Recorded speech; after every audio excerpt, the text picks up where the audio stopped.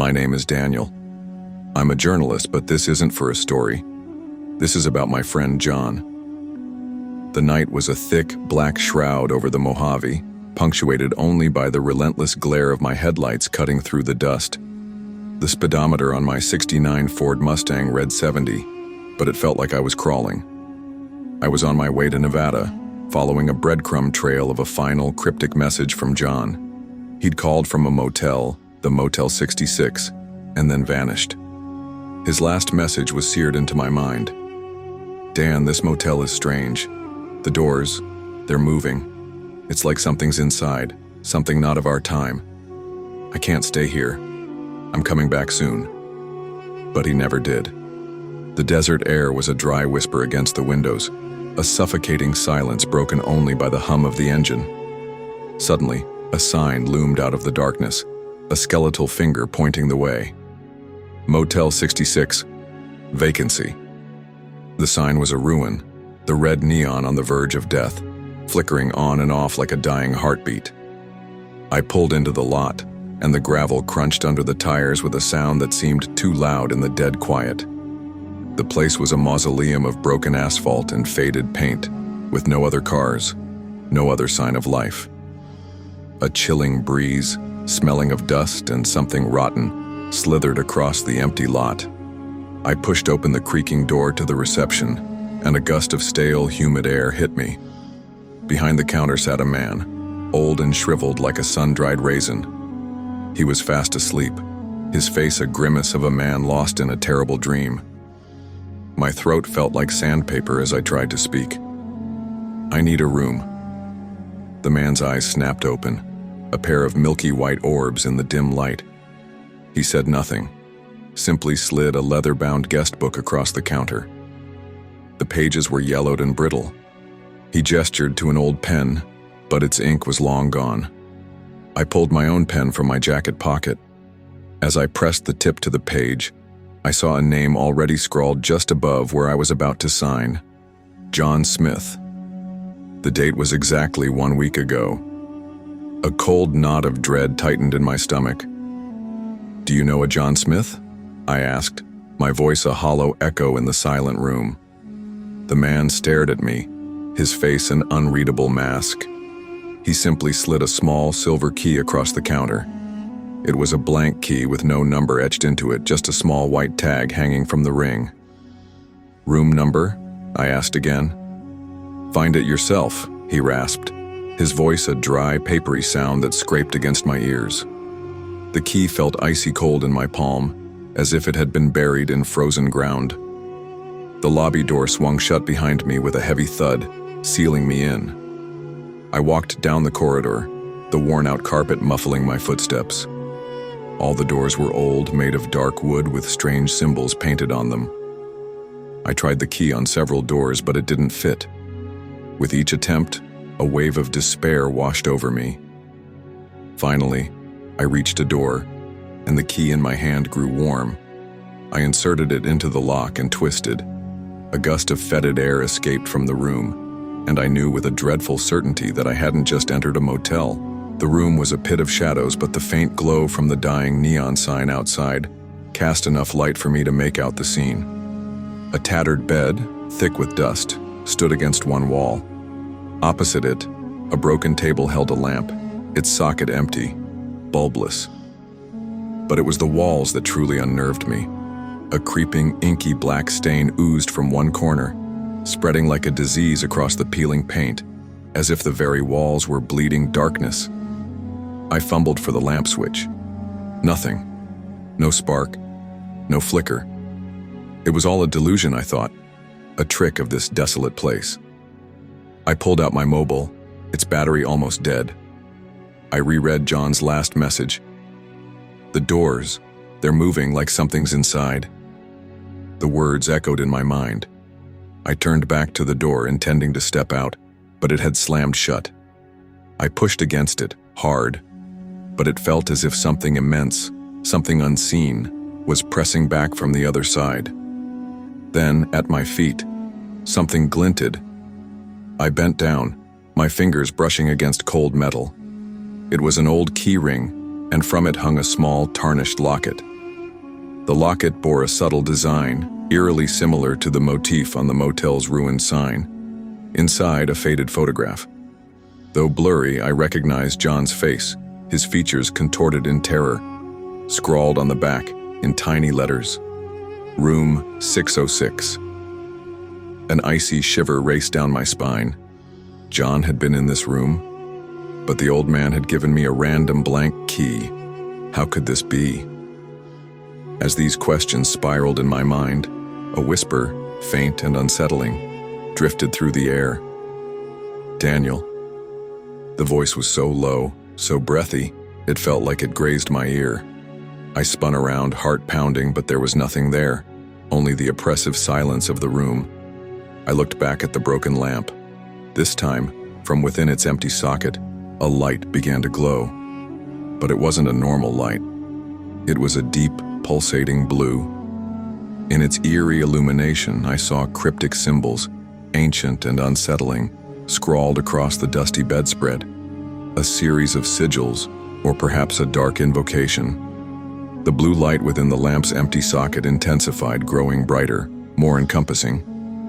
Suddenly, with a sharp crack, the lamp shattered, and the blue flash engulfed everything. I felt myself falling, tumbling into an unknown abyss. When the blinding blue light faded, I found myself in a different place entirely. Not the motel room. I was standing in what looked like a vast library, walls lined with endless rows of books. Even through layers of dust, the golden titles gleamed. The history of Motel 66. On a worn table before me lay an open diary. John's handwriting. The first page read, "I know Daniel will come. I'm waiting for him." The diary pages were a descent into madness. John had chronicled his discovery. The motel was not just a place, but a chronological custodian, a sinister entity that trapped guests in a twisted reality. The rooms weren't rooms at all, but separate timelines, and the motel itself a predatory being, feeding on the memories and stolen time of its victims. He wrote that the only way out was to find a specific door, the correct timeline, or be forever lost within the temporal labyrinth. I frantically flipped through the pages. On the last one, a crudely drawn map marked a corridor and a single room with a black X.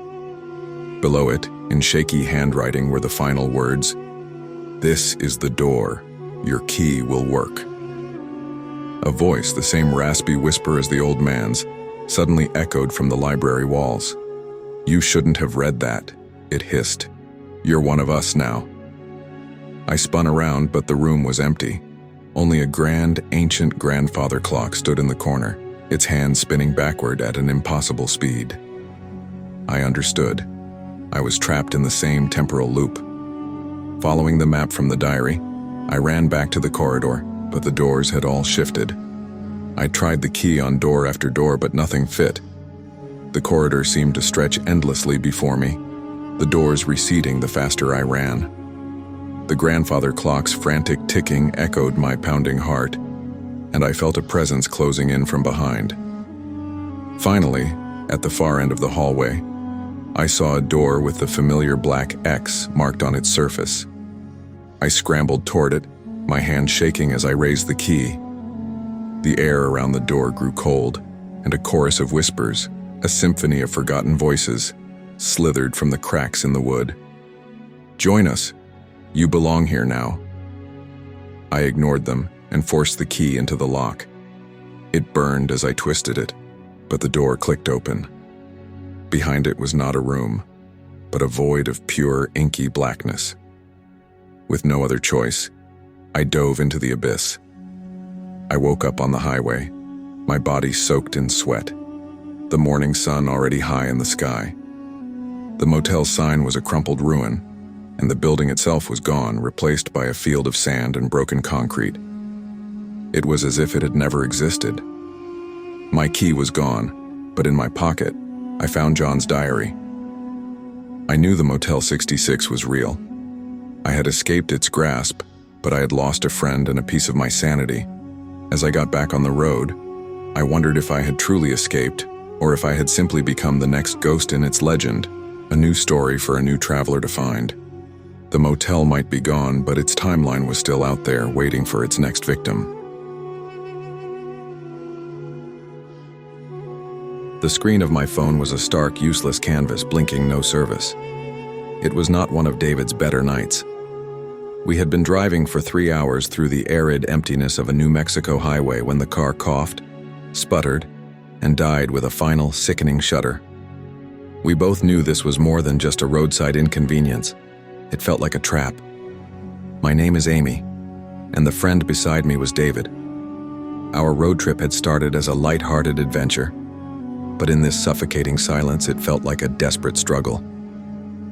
"What's wrong with it, David?" I asked, my voice barely a whisper in the vast quiet. "The engine's dead," he said, the defeat in his tone matching the hopelessness of the situation. "And there's no signal here." Darkness stretched for miles around us, broken only by the faint, jagged outlines of distant mountains. Then I saw it, a flicker of light far in the distance. It blinked on and off, a rhythmic pulse in the blackness as if signaling to us. We both stared, our gazes fixed on that lone beacon. "Let's walk," David said, his voice holding a desperate edge of hope. "We don't have another choice." As we walked, the light resolved into a dilapidated motel. The sign, just as the light, read, "The Blinking Light." True to its name, one of its bulbs flickered, casting an unsteady, ghostly glow. The place looked abandoned, a relic left behind by time. Yet, a faint light spilled from a window in the reception area. We knocked, but the door creaked open on its own as if expecting us. Inside, a man in his 50s stood behind the counter. His face was pale and expressionless, his eyes a blank, unsettling stare that seemed to look not at us, but through us. "Our car broke down on the highway," David said, the words catching in his throat. "Do you have a room for us?" The man didn't respond. He simply stared, then slid a worn, leather-bound guest book across the counter. A pen lay beside it. David reached for the pen, but as soon as his fingers touched it, his hand began to tremble. A cold sweat broke out on his brow, and I watched, my heart sinking as he seemed to freeze. "David, what is it?" I whispered, my eyes wide. He said nothing, just pointed a shaking finger at the ledger. I leaned in, my blood turning to ice. Every single page was filled with the same name written over and over, David Johnson. The dates stretched back for 5 years, each day a new entry, as if David had been coming back to this very motel for a lifetime. I looked up at the man. He was smiling now, a strange, hollow curve to his lips. There was no joy in the expression, only a profound, dark satisfaction.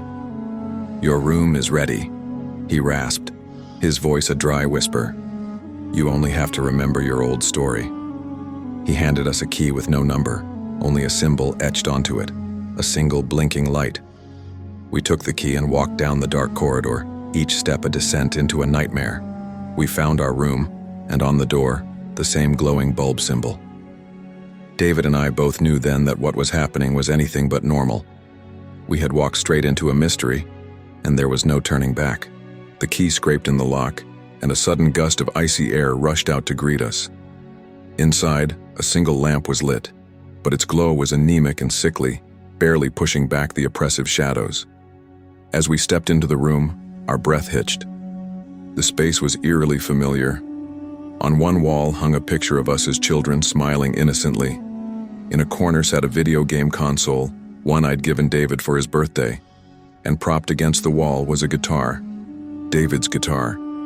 He stared at it, his face a mask of shock.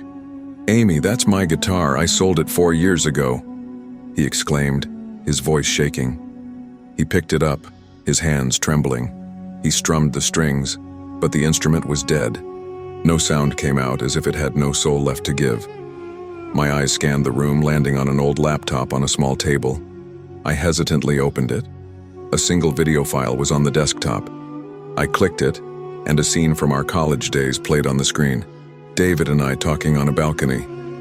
But this wasn't an ordinary memory.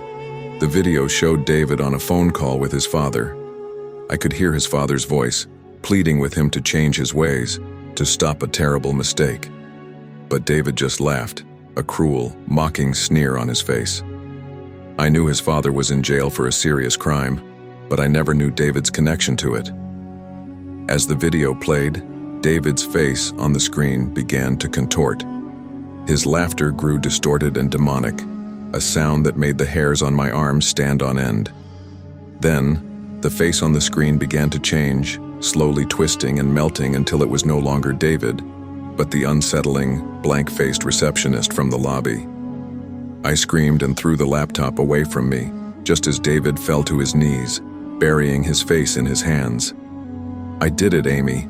I framed him. It was all my fault," he sobbed, his voice cracking with a horrifying confession.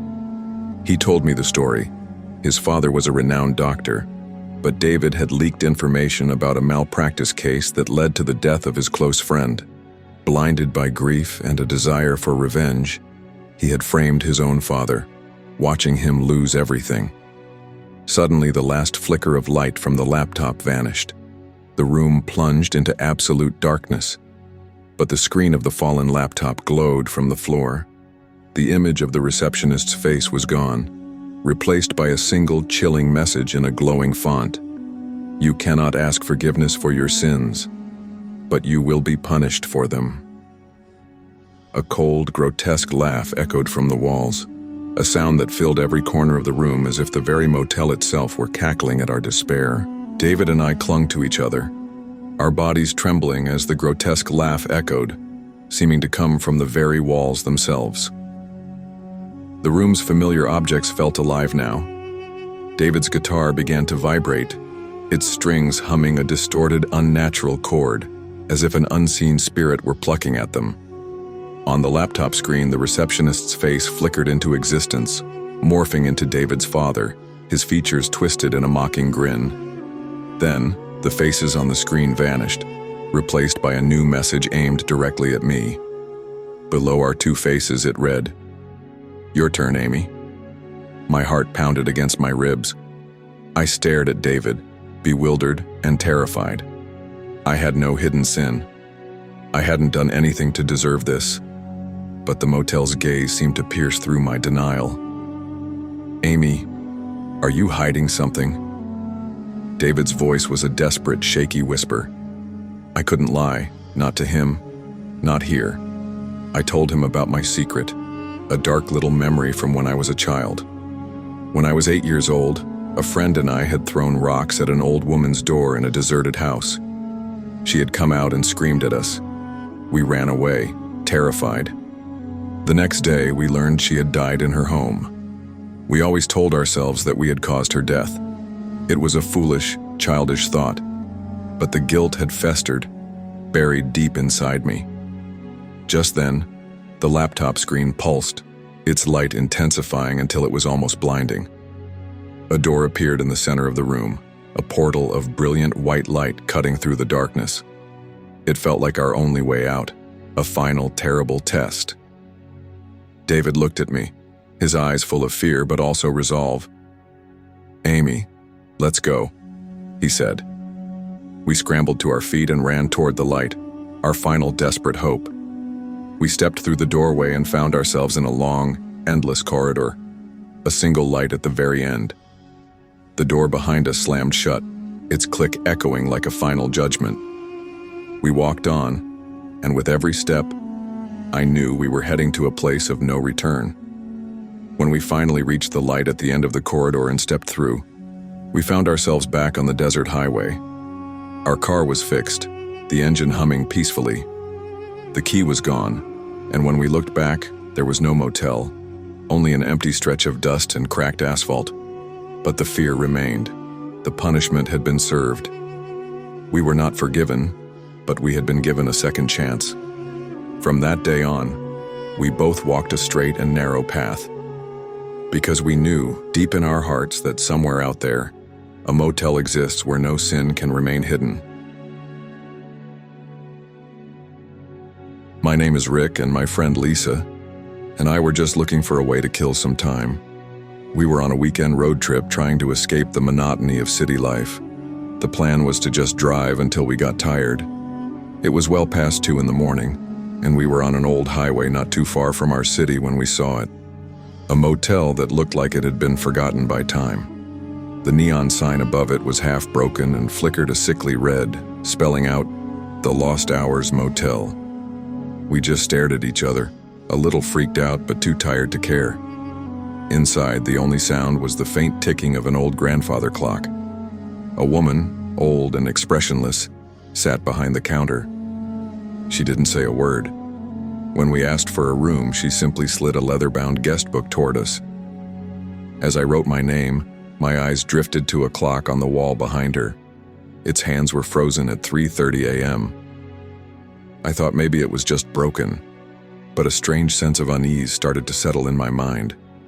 Without a word, the woman handed us an old, tarnished key. There was no room number on it, just a faded symbol of a clock. We walked down the dark corridor, where every door seemed identical. We found the one with the matching clock symbol and opened it. The room was simple, just 2 beds and a small fridge, but when we saw the clock on the wall, our hearts sank.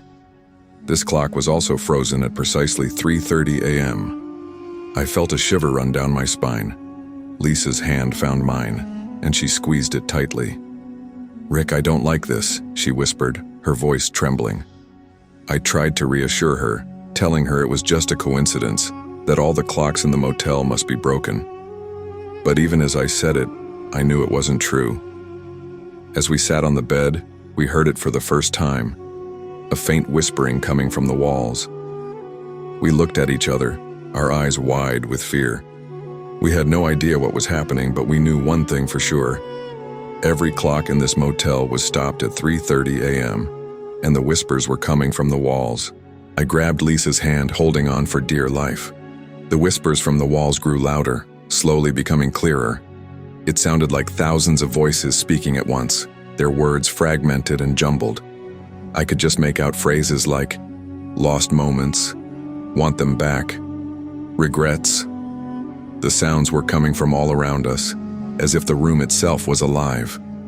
Lisa's eyes were wide with terror as she stared at me. "Rick, what's happening?" she whispered, her voice barely a breath. Suddenly, the whispers merged into one distinct voice. It was my own voice. I heard it say, "I love her," but I couldn't say it. It was my biggest regret from college. I never told the girl I loved how I felt, and I lost my chance forever. I was frozen in shock, but then I heard Lisa scream. She heard her own voice, and it said, "I should have called my father one last time." We both understood then. This motel wasn't just about time. It was about the moments we had lost. It was listening to our regrets. The hands on the clock on the wall started to move, but not forward. They were moving backward. At first it was slow, but then the second hand began to spin faster and faster, unwinding the minutes and hours that had slipped through our fingers. A strange, low chuckle began to rise from the walls. It mixed with the thousands of voices, growing louder, more menacing. The lights in the room began to flicker. The old posters on the wall started to look brand new, as if time was running in reverse. My body felt a physical pull, as if I was being stretched thin, being pulled back into my own past. I was losing control. The whispers turned into agonized screams as the ghostly figures of our regrets began to materialize in the room. My college crush, the girl I never spoke to, stood there, her face a pale, haunting mask. And behind her, I saw Lisa's father. Their eyes were dark and empty. We knew then that the motel hadn't just brought our regrets to life. It had brought them here for a purpose. And it was all happening at 3:30 a.m. I grabbed Lisa's hand, holding it tight. The girl was slowly moving toward me, her form hazy like smoke, but her eyes were fixed on me. She reached out a hand, and as her fingers touched my arm, I felt a shocking cold spread through me. It felt like my very being was being pulled away, my memories fading. I saw my life, my story, being erased. I realized she wasn't a memory. She was the bitter embodiment of my regret, here to reclaim what I had lost. Lisa screamed. Her father was coming for her, his eyes filled with the same emptiness. "Lisa," he whispered, his voice a chilling echo of our pasts. "Why didn't you call me one last time?" His words were a crushing weight of accusation. Lisa looked at me, her eyes filled with terror. She knew, just as I did, that the motel was feeding on our regrets, making us pay for the chances we'd missed. Then it hit me. The clock. The clock was the key to all of this. It was controlling the time and making our worst fears real. "Lisa," I yelled, my voice cracking. "The clock! We have to break the clock!" We ran for the wall, but the figures of our regrets stepped in our way. They were no longer static. They moved with a horrifying speed. We couldn't get past them. I was desperate, searching for anything to use as a weapon. I found an old fire extinguisher on the wall. I pulled the pin and aimed it at my ghostly regret. The spray went right through her, but the noise startled Lisa's father. I yelled at Lisa to grab a chair. She didn't hesitate. She lifted it and swung with all her might, smashing it against the face of the clock. The moment the glass shattered, the room went black. The ghostly figures vanished and the terrible screams faded into silence. The room was normal again. We ran for the door and didn't stop until we were on the highway. Our car was there, its engine running smoothly. We got in and drove, never looking back. We tried to find the motel again, but it was gone. We scoured maps and drove for miles, but there was no trace of the Lost Hours Motel. It was as if it never existed. We escaped, but we didn't walk away whole. The regrets we faced are still there, living inside us. We know we can't get that time back, but we also know that somewhere out there that motel is waiting for its next victim, ready to collect its due for all the moments that were lost. Driving late at night on the highway is a habit of mine. Tonight, though, it wasn't a habit but a necessity. The map showed that the main highway would add 2 more hours to our journey, so I looked for a shortcut. The map highlighted an old service road, a faint barely there line on the screen. I turned to my wife Eva and our daughter Sophie in the back and said, "I'm thinking of taking this shortcut. It'll save us some time." Eva sounded hesitant. "Is it safe? The map isn't showing it clearly." I reassured her. "It's on Google Maps, so it should be fine." We left the highway and entered the service road. Right away, the road was rough, and the trees on both sides were so dense that even with our high beams, the darkness seemed to swallow the light. Suddenly, our car's GPS froze, and the screen went blank. Eva looked at me, confused. "Why isn't the GPS working?" I was starting to feel a bit concerned myself. Just then, we came to a fork in the road. It was strange. There was no fork on the map. 2 roads stretched out before us. One was new, smoothly paved and well lit, and the other was old, broken, and almost overgrown with trees. The map still showed nothing. I flicked the high beams on to get a better look. The broken road looked eerie, but I felt a strange pull toward it. Eva said, "The new road looks better. Let's take that one." For some reason, I didn't listen to her. My gut told me the old road was the right choice, that it would get us to our destination faster. I turned the steering wheel and took the old road. The moment the car's wheels crossed the divide, our clock suddenly stopped. The time froze at 1:17 a.m. Eva stared at the dashboard. "The time is stuck. Did your car clock break?" I couldn't answer, because my wristwatch had also stopped at the exact same moment. Our phones were the same. Time had suddenly become still. A little further down the road, I saw old billboards that had been out of use for years suddenly flicker to life. In the dim light, they showed ads for products I remembered seeing as a child. Faint music from an old radio station started playing, a song from the 70s. Sophie, who had been sleeping soundly in the back, suddenly woke up. "Daddy, where are we? This road looks different." I couldn't answer her because at that point I still didn't know where we were. Ahead I saw a sign. It was worn and looked like it hadn't been touched in years, but the words were clear. "The Crossroads Inn." Yet, despite its age, every window of the motel was glowing with a faint, unnatural light. I instinctively hit the brakes. Before us was only that desolate motel, a monument to a forgotten history, now a source of a new, terrifying mystery. We all fell into a strange, profound silence in front of the motel. There were no chirping crickets, no wind rustling the leaves, not even the hum of a distant car engine. Everything felt unnaturally still, as if we were inside a time capsule. Eva whispered, "Why did you stop here? This place isn't on the map." I replied, "I don't know, but I feel like there's something here that will help us get out of this mess." Sophie was still asleep in the back seat. Eva worried. "I can't wake her up. What do we do?"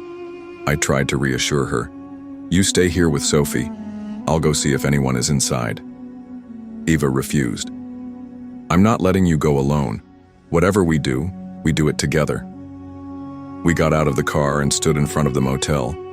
The sign said, "The Crossroads Inn," but underneath it, there was an older plaque we hadn't noticed before. It read, "Closed since 1974. We looked at each other, bewildered. If it had been closed since 1974, where was the light coming from? The motel door was slightly ajar, and a faded yellow glow spilled out. We pushed it open and stepped inside. The lobby looked like it might have been grand once, but it was now just old furniture and dust. In front of us was a small counter with an old guest book on it. I opened the book.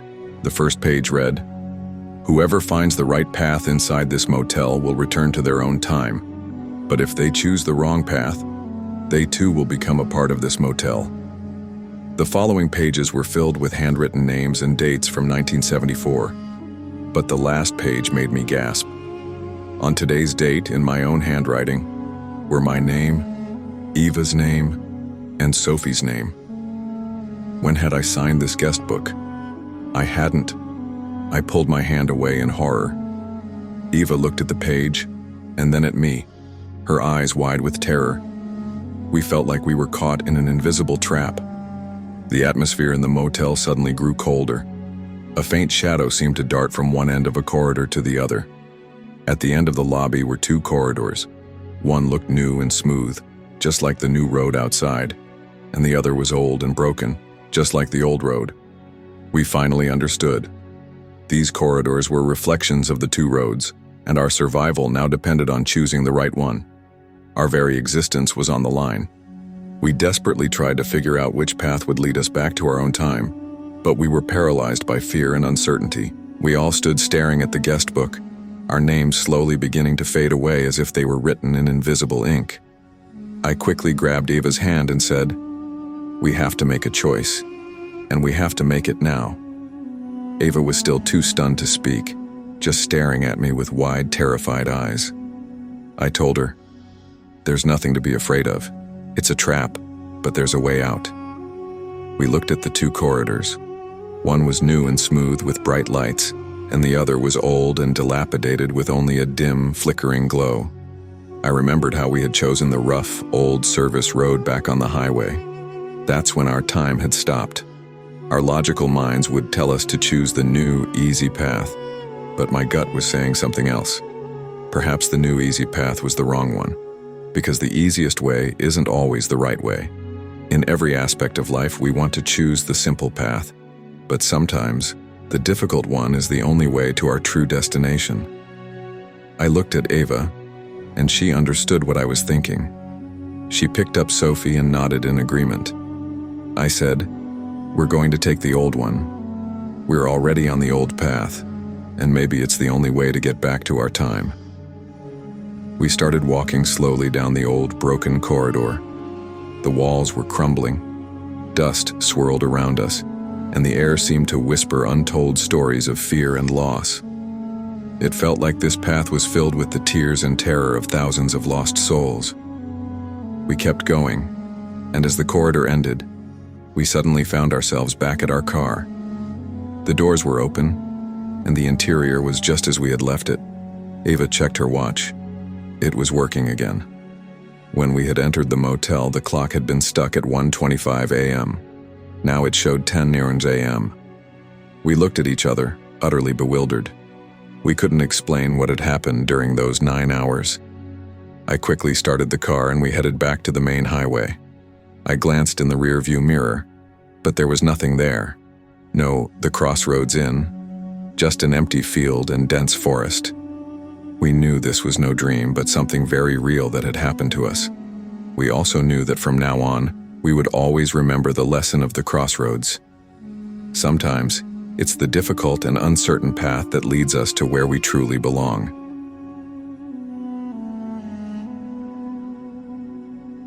I'm an online journalist. My job is to dig deep into stories that most people ignore. I was on my way to meet a source for a report I was working on, driving down a lonely highway about 300 miles from the city, when my front tire blew out with a loud bang. It was getting dark. My phone had no signal and there were no signs of civilization anywhere. I stood there feeling completely helpless. Just then I saw a faint light in the distance, a motel sign. As I got closer, the sign read, "Nightfall Motel." The name itself felt unsettling, as if it captured the moment when light surrenders to darkness.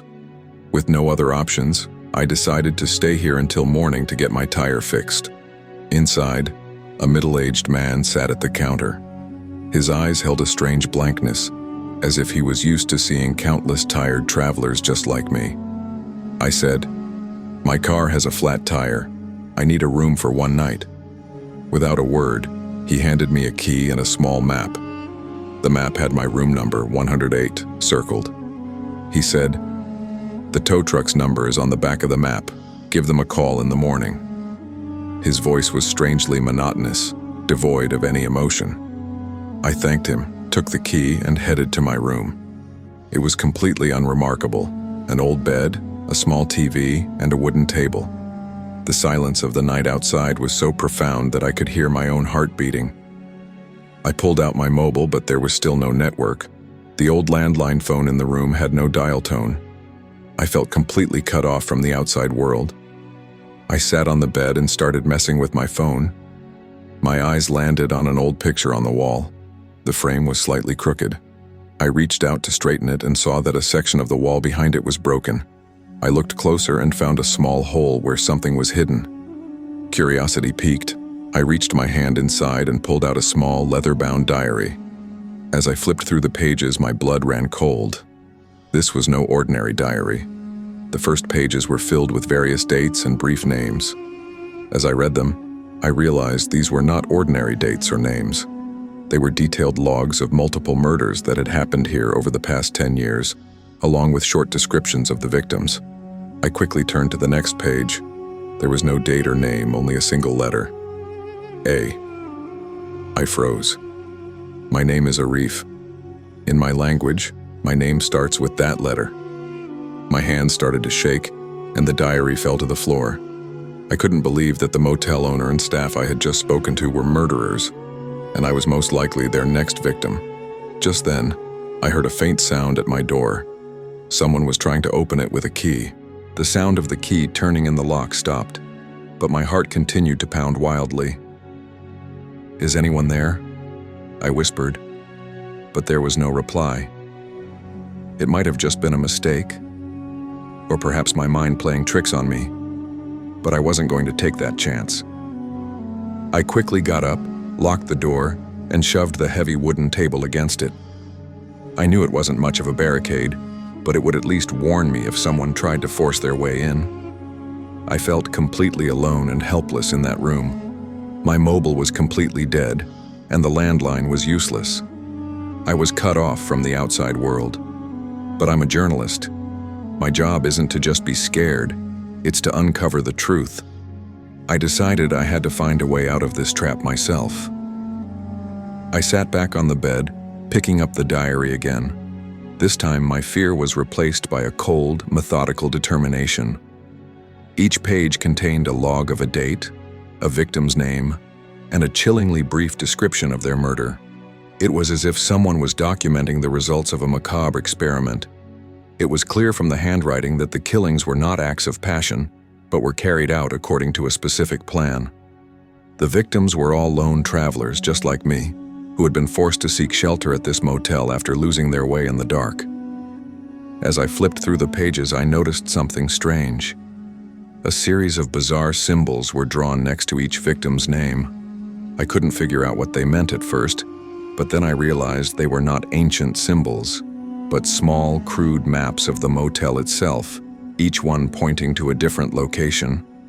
I put the diary down and stood up. It felt like the motel itself held the key to the murders. I began looking around the room. Every object now seemed suspicious. Suddenly, I heard a faint, muffled sound coming from the adjoining room. At first, it sounded like a TV, but the sound was too distorted. I put my ear to the wall. Yes, I could definitely hear it. It was people talking, but the voices were garbled, like an old, replayed audio recording. A chilling realization washed over me. This wasn't a live conversation. It was a recording of a previous guest. I touched the wall and felt a slight vibration. I now knew what the symbol in the diary meant.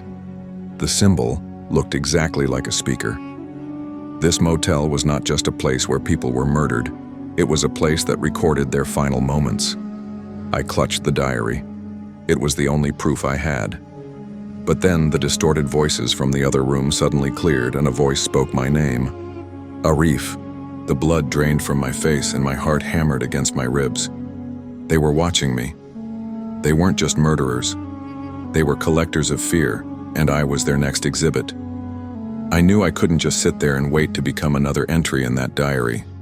My journalistic instincts took over, overriding my panic. I had to find a way out, and I had to do it now. My eyes fell on the dead landline phone on the table. It wasn't working for calls, but maybe it wasn't just a phone.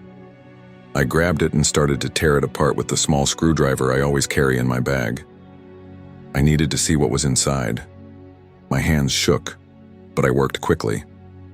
As I pried open the casing, I saw a tiny circuit board, far too advanced for a phone from this era. I found a small hidden chip and what looked like a miniature tracking device. I had been right. This motel wasn't just a remote hideout, it was a high-tech trap. They used these devices to record and track their victims. A thought sparked in my mind. The device had a transmitter. If I couldn't make a call, maybe I could send out a signal.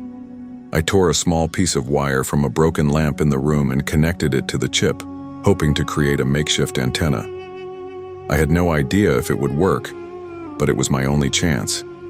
Just as I finished, the door burst open. The table I had shoved against it crashed to the floor. The motel owner stood in the doorway holding a knife. He wasn't enraged or panicked. He was smiling. "You're a smart one, Arif," he said, his voice now calm and chillingly normal. "But the smartest ones always make for the best pages." I clutched the diary in my hand. He lunged for it, but I dodged him and held the diary up, my voice trembling but firm. "I know everything. This is your murder log, and I'm going to make sure everyone knows what you do here." He let out a low, guttural laugh as if this was all part of his sick game. But his laugh died on his lips. In the distance, I heard the faint wail of a police siren, then another, and another. My signal had worked. His expression turned from sadistic joy to sheer panic. He lunged at me again, but this time I saw my chance. I smashed the room's window and leaped out just as the police stormed the room. I was free, but the memories of that night would forever be etched in my mind, a horrifying page of my own that I would never be able to tear out. I was driving cross-country from New York to Los Angeles. The trip was a last-minute decision, something I thought would clear my head. But by the time the clock ticked past midnight, I was running on fumes, both my car and my body. The highway stretched endlessly through the dark, lined with shadowy pines that seemed to close in on me. I needed fuel, and more than that, I needed rest. Google Maps showed a nearby motel. The name, Redwood Motel. I had never heard of it before, but I had no choice. When I pulled in, the place looked wrong. The neon sign flickered, half the letters broken. The parking lot was empty, except for one rusted pickup truck. A heavy silence hung in the air, so thick it pressed on my chest. Inside, the man at the reception desk barely looked at me. He was old, with tired eyes that flickered with something I couldn't read. Was it warning or pity? When I asked for a room, he hesitated, then finally slid a key across the counter. Room number 13. The room itself seemed ordinary enough. Small bed, a wooden dresser, an old mirror on the wall. But the moment I stepped inside, a strange smell hit me. Metallic, sharp, like rust or dried blood. I told myself it was just a damp, old room. Too tired to care, I collapsed onto the bed, still in my clothes. That's when I heard it. A faint whisper. At first I thought it was coming from the next room. But no, the sound was inside my room. I sat up, scanning the corners. Nothing. My eyes fell on the mirror, and for a split second I swore I saw movement. A shadow. A girl, standing with her head bowed, her hair covering her face. I blinked hard. The reflection was gone. The room was empty. Trying to shake it off, I lay back down. But then the mattress dipped beside me as if someone had sat down. My body went cold. I froze, unable to move, unable to breathe. That's when I felt it, a chill against my ear. And then a whisper, a woman's voice. "You're a man. You will pay." My heart slammed in my chest. I tried to scream, but no sound came out. From the corner of the room, a figure began to emerge. A girl, her face blurred in shadow, her eyes glowing red. And in that instant, I remembered the look the old man had given me when I checked in. That look of dread. He knew. He knew this room was wrong. The figure moved closer, her voice echoing in the darkness. I tried to get up, but my body refused to obey. All I could do was watch as she came closer. Closer. And then everything went black.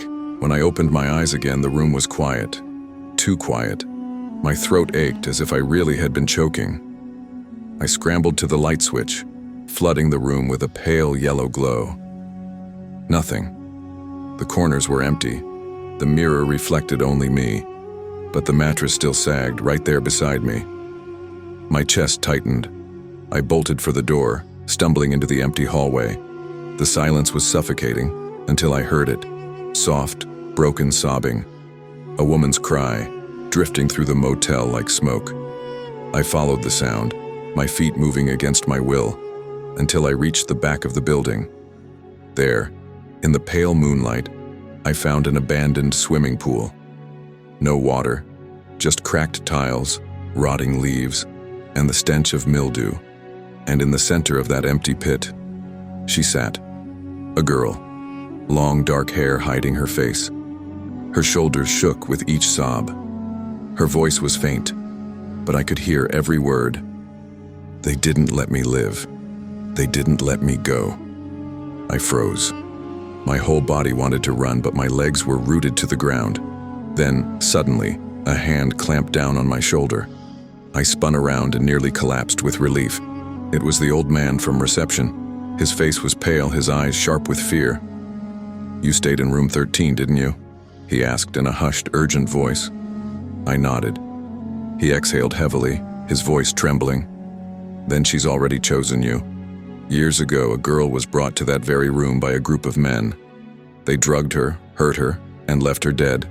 The police found her body, but the men walked free. Since then, her spirit has haunted this place.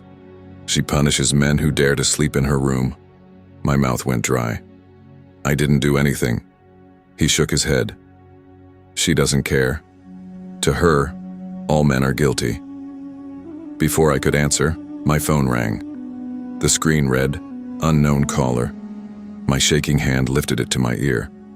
On the other end, I heard a woman's breath, slow, wet, then a whisper. "I'm here, in your room. Come back to me." My knees almost buckled. The old man's eyes widened. He didn't need to hear the words to know. He just whispered, "You can't run. If you try, she'll drag you to a place far worse than death. You have to face her." Every instinct screamed at me to leave, to get in my car and drive until the motel was nothing but a bad memory. But something inside told me he was right. If I left now, she'd follow. So I turned back toward the hallway. The flickering lights buzzed overhead, one by one going out as I walked. The shadows seemed to press against me, closing in, and in my mind her voice repeated again and again. You will pay. You will pay. The hallway stretched endlessly ahead of me, each flickering light bulb winking out as I passed beneath it. By the time I reached the door of room 13, the motel was swallowed in shadow. My hand shook as I turned the key. The door creaked open.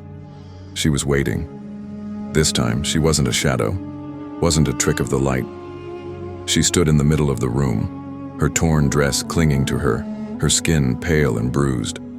Her eyes glowed like burning coals, and when her lips parted, I could see blood dripping from her teeth. You're all the same, she hissed. Men, you hurt me. You left me to die. My voice broke. I swear, I didn't hurt you. Her face twisted into something monstrous. The windows shattered inward, a freezing wind howling through the room. My chest tightened as invisible fingers coiled around my throat. I clawed at the air, gasping, but her grip only tightened. Just as the darkness closed in, the door burst open. The old man staggered inside, clutching a battered Bible. His voice thundered as he recited prayers, his words cutting through the storm. The girl shrieked, a sound so piercing it rattled the walls. Her body convulsed, twisting, her eyes blazing with hatred. She turned toward him, and for a moment I thought she'd tear him apart. But he didn't stop. His trembling voice rose louder, stronger. The girl looked at me one last time. Her eyes softened. Not red, not angry, but sorrowful.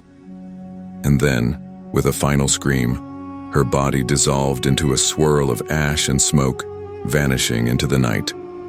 The silence that followed was unbearable. The old man dropped to his knees, gasping for breath. You survived, he said. But remember, curses don't die. They wait. By dawn, I was gone. My car tore down the highway, the motel shrinking in the rearview mirror. And just as relief began to wash over me, I glanced back. There, in the cracked window of room 13, she was standing, watching, her red eyes glowing against the morning sun. The old man was right. I hadn't escaped. The Redwood Motel's curse was coming with me. My name is Ryan, and a few nights ago I became a part of the legend of the Skirvin Hilton. My friend was getting married in Oklahoma City, and I decided to make a weekend of it. I'd heard the stories about the Skirvin Hilton, a majestic hotel built in 1911. Its architecture and history always fascinated me. I figured I'd be in for a night of classic luxury. When I walked into the lobby, I was immediately struck by its old-world elegance. The marble floors, the ornate chandeliers, the dark wood. It felt like stepping back in time. At the front desk, I asked for a room, and for a small fee, I made a very specific request. I'd like to book room 1015, please. The young woman at the desk looked up at me, her face losing its polite smile. She hesitated for a moment, her eyes searching mine. Sir, we don't usually book room 1015, she said, her voice dropping to a near whisper. It's a little different. I figured she was talking about a maintenance issue or something. I smiled and said, no problem at all. I want to experience the history. She didn't argue. She just gave a resigned sigh and handed me a key card.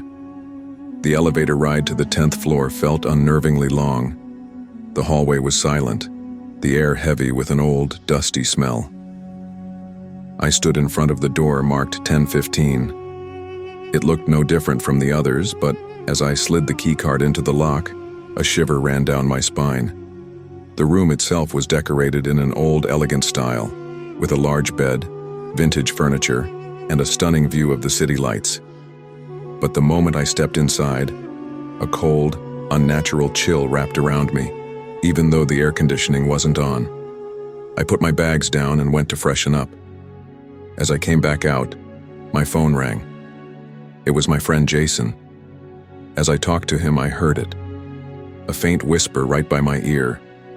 I couldn't make out the words, but the sound was enough to make my blood run cold. I told Jason I had to call him back and hung up. I stood there scanning the room. I felt a creeping dread, the distinct feeling that I wasn't alone. I heard a quiet drip from the bathroom sink, but when I looked, the faucet was tightly closed. As I sat on the edge of the bed, I felt the mattress beside me depress, as if someone had just sat down. My heart pounded in my chest. I knew I couldn't see her, but I knew someone was there. The bed beside me creaked, a soft, deliberate sound.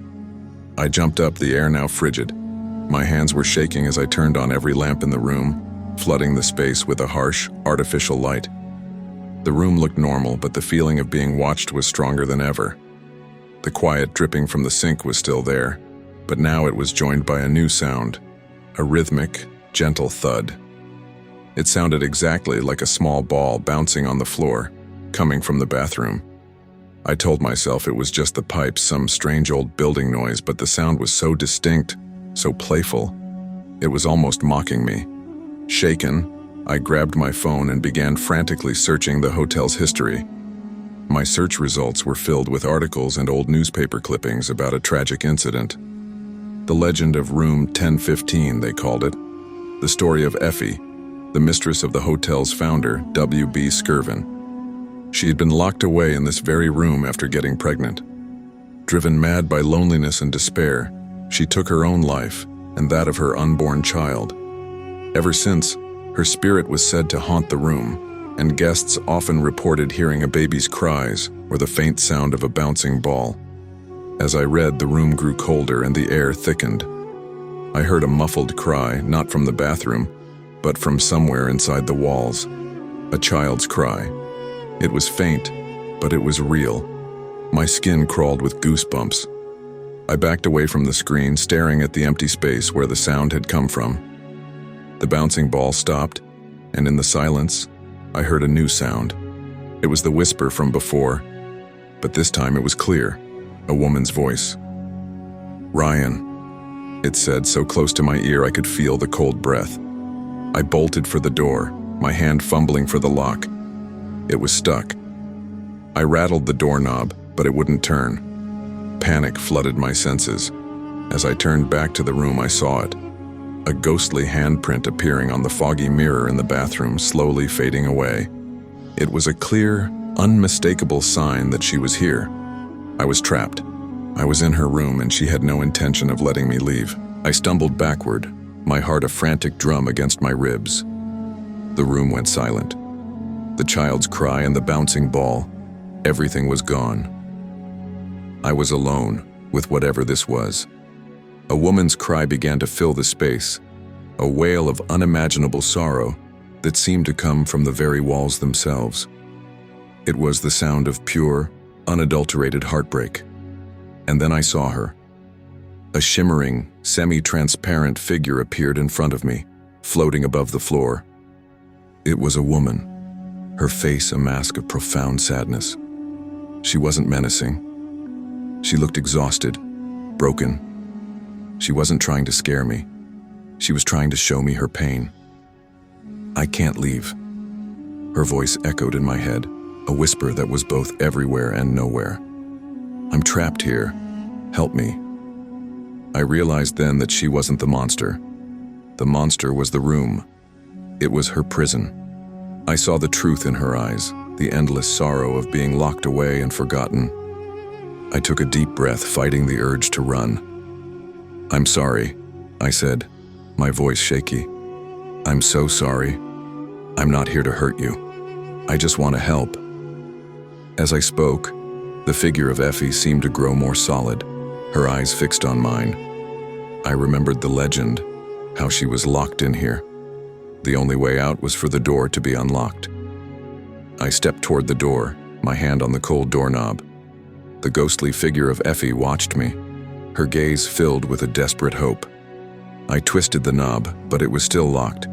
I realized it wasn't a physical lock, but a symbolic one. It was a lock of her despair. "You can open it," I said to her. "You have to open it yourself. You're not trapped anymore." I stepped back and held out my hand as if giving her the key. A look of understanding flashed across her face. Then, the door handle slowly turned on its own. The loud click echoed through the room as the lock released. The ghost of Effie looked at me one last time, a flicker of gratitude in her eyes. Then, she and her sorrowful cries faded away into nothing. I ran out of that room, down the hall, and out into the night. I didn't look back. I got in my car and drove away, a cold sweat covering my body. I never went back to the Skirvin Hilton. The terrifying stories of room 1015 are true, but the ghost there isn't a monster. She's a victim. Sometimes, the most haunted places aren't filled with evil. They're just filled with an unbearable sadness, waiting for someone to finally understand.